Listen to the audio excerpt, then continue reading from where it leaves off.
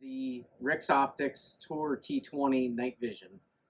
Uh, Man, super impressed. I paired it up with my 17 WSM, and if you don't know about the 17 WSM, go check it out. It's by far my favorite rimfire round. It's a tack driver. It's a straight shooter. It's a laser, and it's put a lot of predators down. So, but I paired it up with this, and this is probably my second favorite gun now, especially with this on there. We'll start with the day mode on this when I was sighting it in. Real clear, good light on it, not very dim. It was. I was pleasantly surprised on how clear it was on the daytime. It even zooming in, it did get a little pixelated, but that's to be expected when you're using digital zoom. But overall, compared to the other night vision day-night scope I was using previously, the day mode on this is hands down clearer and better. Switching into probably what most people use the most, the night mode, the night vision mode. Wow. Super impressed.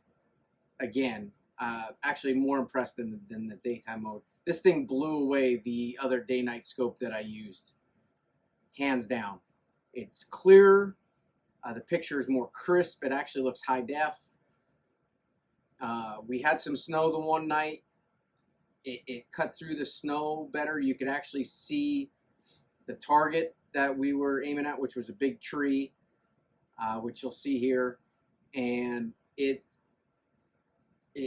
cut through the snow better, and I was really impressed. It didn't get washed out or anything like that in the snow. So that was awesome. Because here in PA, there are a lot of nights here during predator season where it snows. So to have this be able to cut through the snow and offer a better picture is money in my book. The menu, scrolling through the menu was super simple. Actually, a lot simpler than the previous night vision scope I used. It really was just easy to navigate. The zeroing on this, again, very easy. It's that typical digital scope. I call it the one-shot zero, where you just shoot and then put the crosshairs and move it to where your shot actually was. I had this thing zeroed in no time. So that part was easy. There's a lot of shooter profiles in this, so we can move this from gun to gun if we wanted to. I'm not. This is going to stay on my 17 WSM just because I like how it just, the whole rig is just, it's a killer. It's awesome. So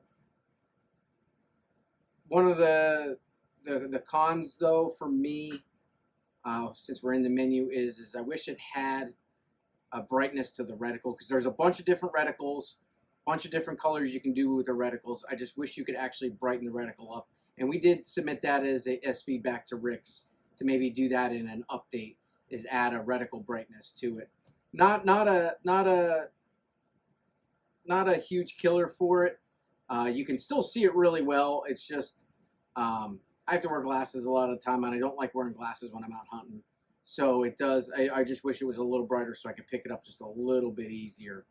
But still, overall, the reticles are really good. And so, for the top here, the power button, the day-night mode button, and the record button all work flawlessly, especially in the cold. We had a pretty big cold snap here. It got down into single digits and wind chills below zero. Everything worked flawlessly here.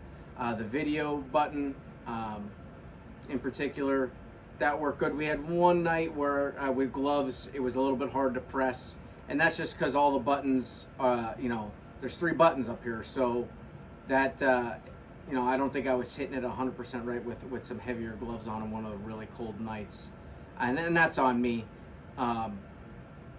I wish the button honestly was on the side here where where it is on the Leap L6. That was again a feedback thing, and that's just a personal preference of mine. I just wish being the fact that the scope's made by the same manufacturer, I wish that button was over on the side here, because I like to do manual recordings over the recoil activated video. But again, that's just a preference of mine. Does it work just fine? Absolutely. Pressed it every time, other than that one time with the heavy gloves, and it worked flawlessly. And again, the video it produces, fantastic. The digital zoom, it works as advertised. I mean, it's digital zoom. Again, the more you go, obviously it does get a little grainy, but I will say though, between this and the other night vision scope that I used, this hands down was not nearly as grainy as that one. Totally fully zoomed out, or well, zoomed in to the target, and it flows. It's not really delayed. As you turn the dial, it zooms in and zooms out just fine. So I was really happy with that. Battery life was awesome. I think I've only charged this thing once since I've had it, and I've had it out a bunch. Did some good recordings, different lengths, just to see if it drained the battery at all. The battery life was fantastic. Again, we were doing it a lot in a lot of really cold nights, and it lasted, I want to say, at least 10 hours of it being on. And I didn't time it 100% because I did charge it when it got down to 1, but I know I did at least 10 or 12 hunts before I had to charge it. And each hunt was at least 35-40 minutes, and then plus I turned it on as soon as I get out of the truck, because you just never know when a predator is going to come across, and I keep it on until we get back to the truck. So each stand is between 30 and 40 minutes, and maybe 45 minutes between the walk of the truck and back. So you be the judge of that, but I would say I at least got 10 hours. The front focus worked good. It really crispened up the picture. Yeah, I don't really know what else to say. Overall, it is.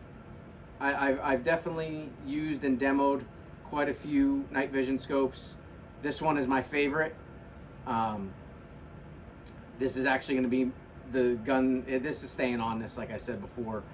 So that should tell you that I got rid of my old night vision scope, and this is now the new night vision scope I'm going to be running. And the lights that came with it, the 850 IR bulb, and they sent out the 940 as well. They work good for basic IR lights. They work good. The 940 bulb obviously is a little dimmer when you're out hunting, you know, so that it's a little less of a glow than the 850.